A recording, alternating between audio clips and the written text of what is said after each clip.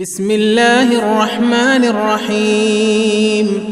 الحمد لله الذي أنزل على عبده الكتاب ولم يجعل له عوجا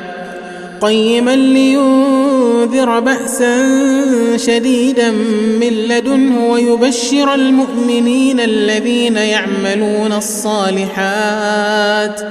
ويبشر المؤمنين الذين يعملون الصالحات أن لهم أجرا حسنا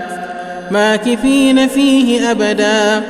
وينذر الذين قالوا اتخذ الله ولدا ما لهم به من علم ولا لآبائهم كبرت كلمة تخرج من أفواههم إن يقولون إلا كذبا فلعلك باخع نفسك على آثارهم إن لم يؤمنوا بهذا الحديث أسفا إنا جعلنا ما على الأرض زينة لها لنبلوهم أيهم أحسن عملا وإنا لجاعلون ما عليها صعيدا جرزا أم حسبت أن أصحاب الكهف والرقيم كانوا من آياتنا عجبا إذ أوى الفتية إلى الكهف فقالوا ربنا آتنا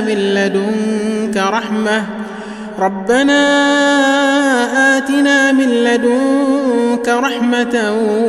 وهيئ لنا من أمرنا رشدا فضربنا على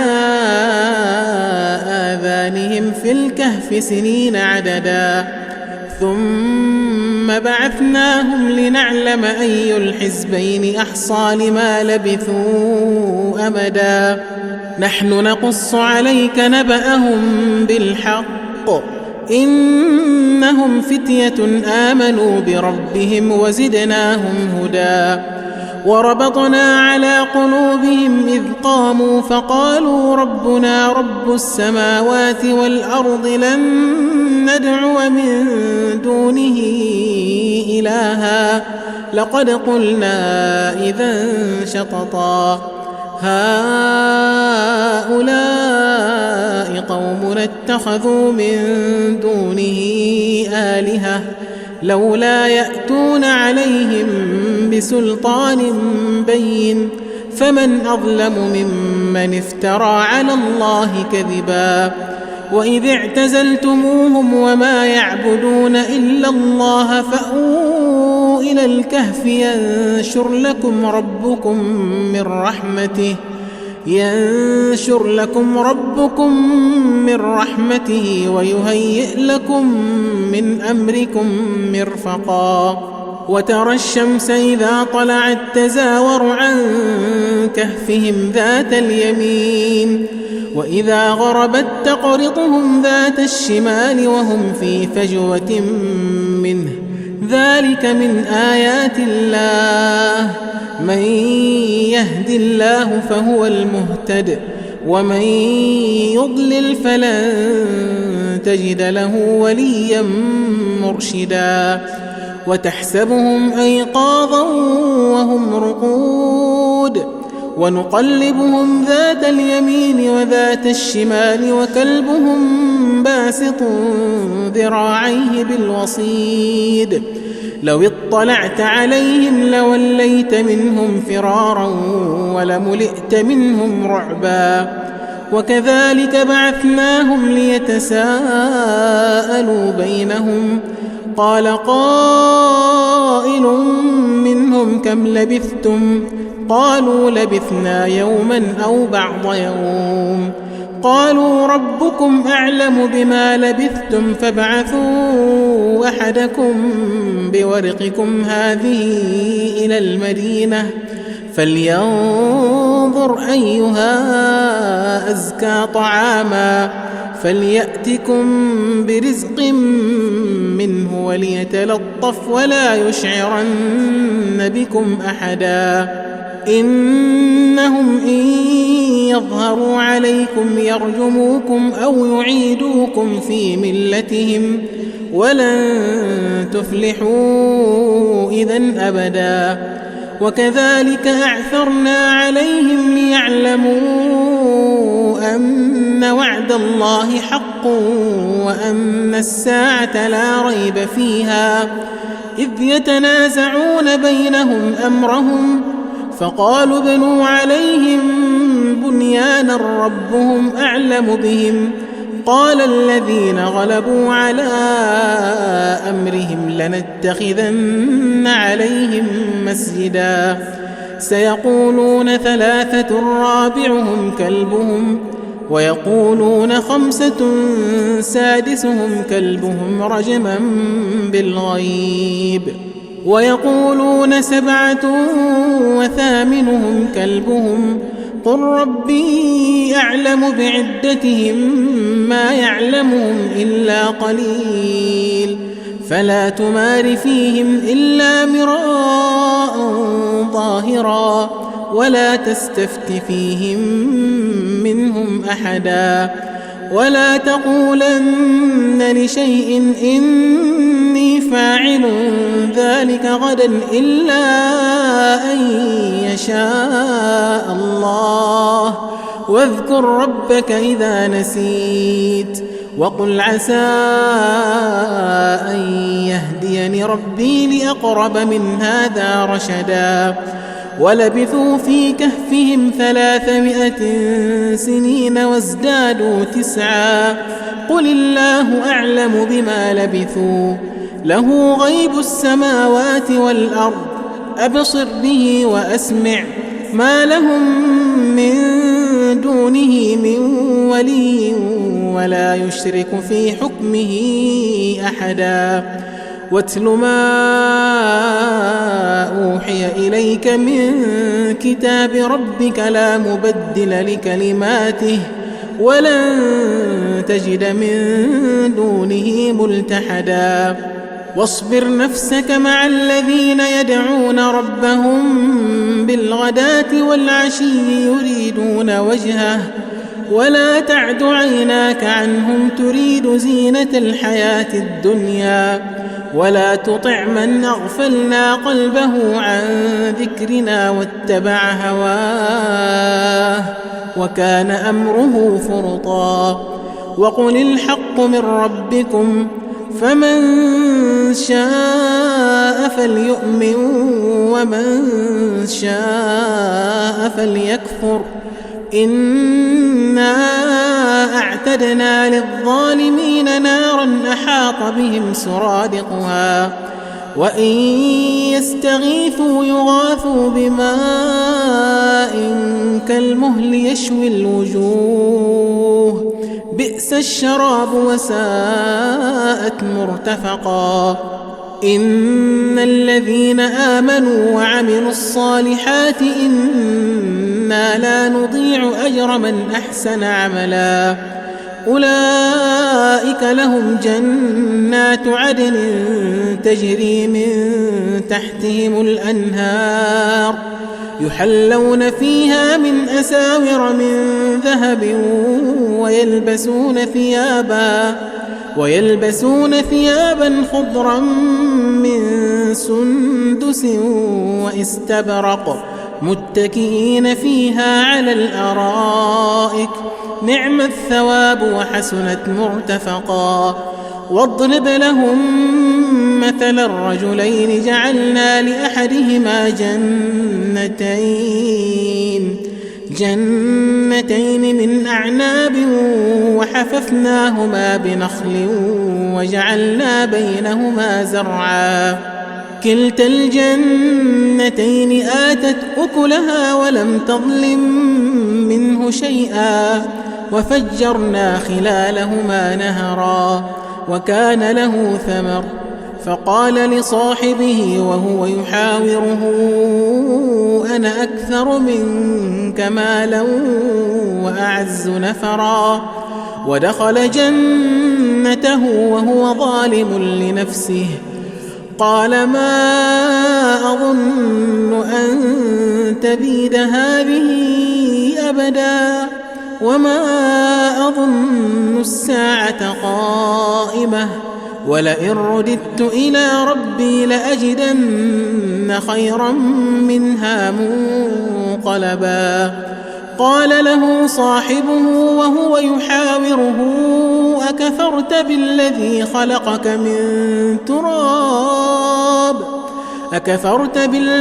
خلقك من تراب ثم من نطفة ثم سواك رجلا لكن هو الله ربي ولا أشرك بربي أحدا. ولولا إذ دخلت جنتك قلت ما شاء الله لا قوة إلا بالله إن ترني أنا أقل منك مالا وولدا فعسى ربي أن يؤتيني خيرا من جنتك ويرسل عليها حسبانا من السماء فتصبح صعيدا زلقا أو يصبح ماؤها غورا فلن تستطيع له طلبا. وأحيط بثمره فأصبح يقلب كفيه على ما أنفق فيها وهي خاوية على عروشها ويقول يا ليتني لم أشرك بربي أحدا. ولم تكن له فئة ينصرونه من دون الله وما كان منتصرا. هنالك الولاية لله الحق هو خير ثوابا وخير عقبا. واضرب لهم مثل الحياة الدنيا كماء أنزلناه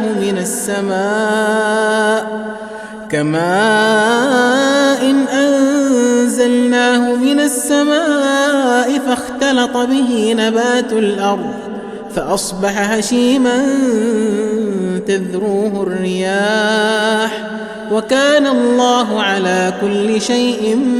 مقتدرا.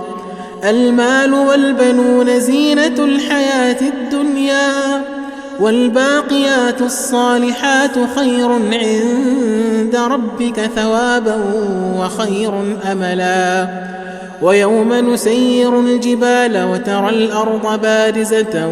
وحشرناهم فلم نغادر منهم أحدا وعرضوا على ربك صفا لقد جئتمونا كما خلقناكم أول مرة بل زعمتم أن لن نجعل لكم موعدا. ووضع الكتاب فترى المجرمين مشفقين مما فيه ويقولون يا ويلتنا ما لهذا الكتاب لا يغادر صغيرة ولا كبيرة إلا أحصاها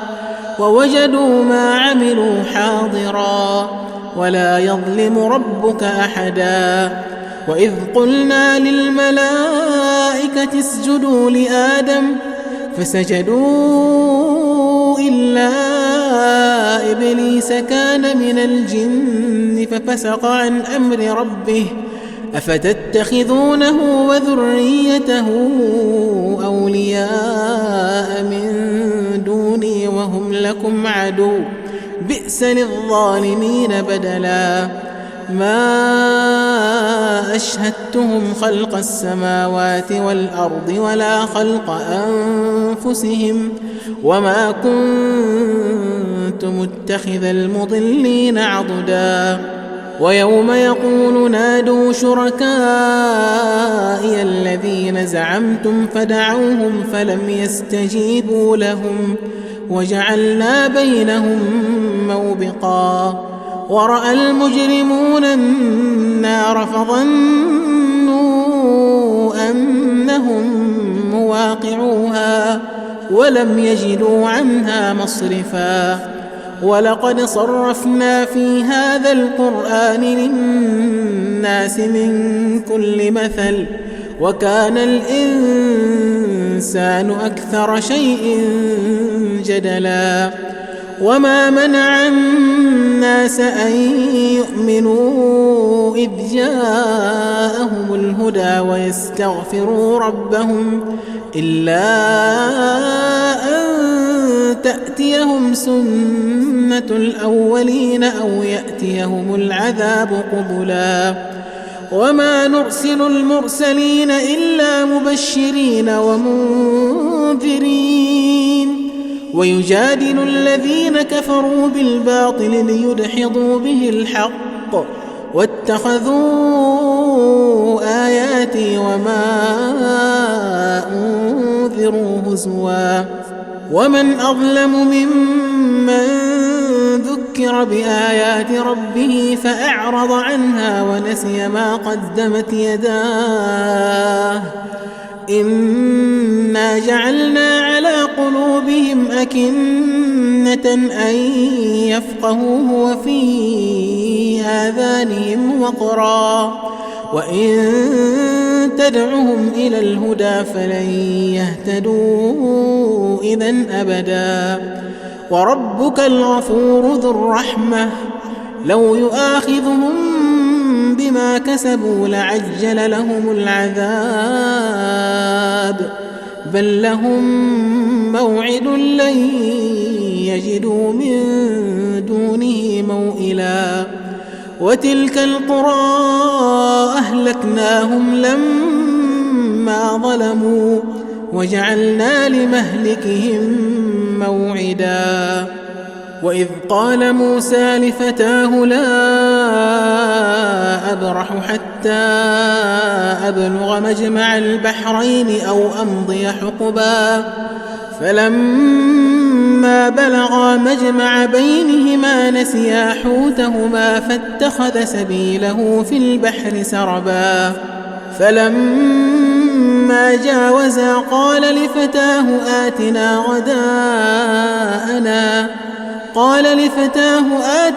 غداءنا لقد لقينا من سفرنا هذا نصبا قال أرأيت إذ أوينا إلى الصخرة فإني نسيت الحوت وما أنسانيه إلا الشيطان أن أذكره واتخذ سبيله في البحر عجبا قال ذلك ما كنا نبغ فارتدا على آثارهما قصصا فوجدا عبدا من عبادنا آتيناه رحمة من عندنا وعلمناه من لدنا علما قال له موسى هل أتبعك على أن تعلمني مما علمت رشدا قال إنك لن تستطيع معي صبرا وكيف تصبر على ما لم تحط به خبرا قال ستجدني إن شاء الله صابرا ولا أعصي لك أمرا قال فإن اتبعتني فلا تسألني عن شيء حتى أحدث لك منه ذكرا فانطلقا حتى إذا ركبا في السفينة خرقها قال أخرقتها لتغرق أهلها لقد جئت شيئا إمرا قال ألم أقل إنك لن تستطيع معي صبرا قال لا تؤاخذني بما نسيت ولا ترهقني من أمري عسرا فانطلقا حتى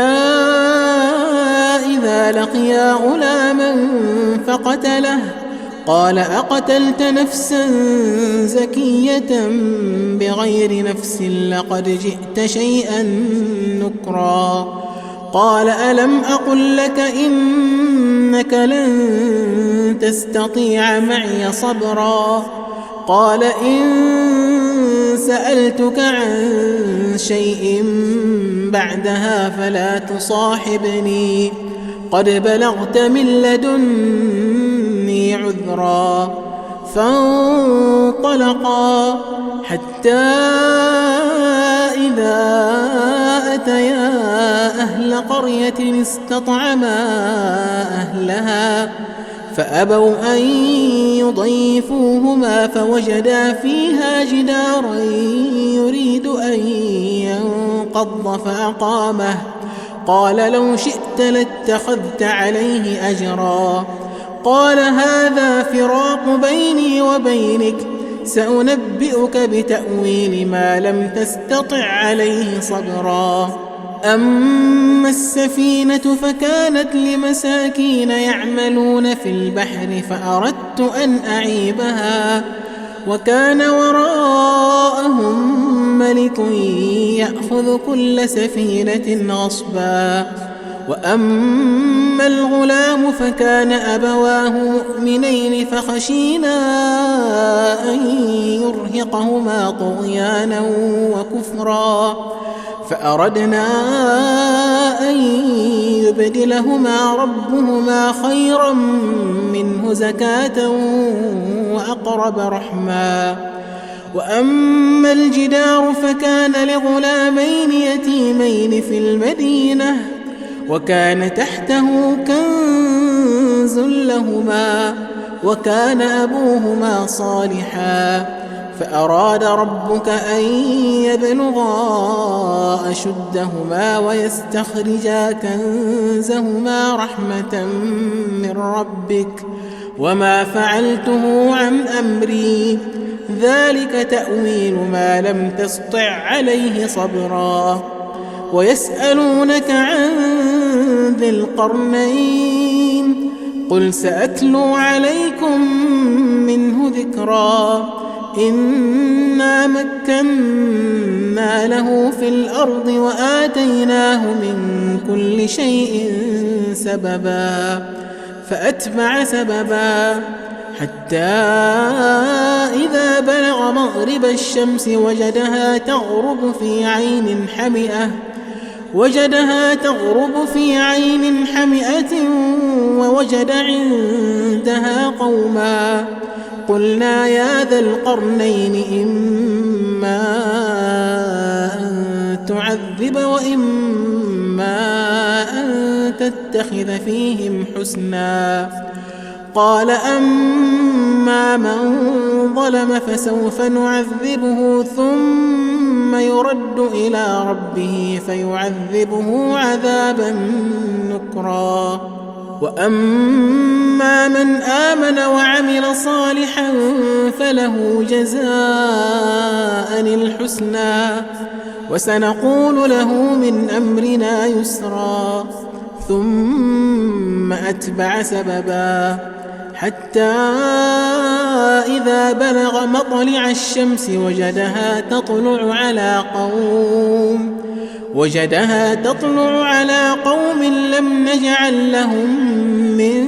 دونها سترا. كذلك وقد أحطنا بما لديه خبرا. ثم أتبع سببا حتى إذا بلغ بين السدين وجد من دونهما قوما لا يكادون يفقهون قولا. قالوا يا ذا القرنين إن يأجوج ومأجوج مفسدون في الأرض فهل نجعل لك خرجا على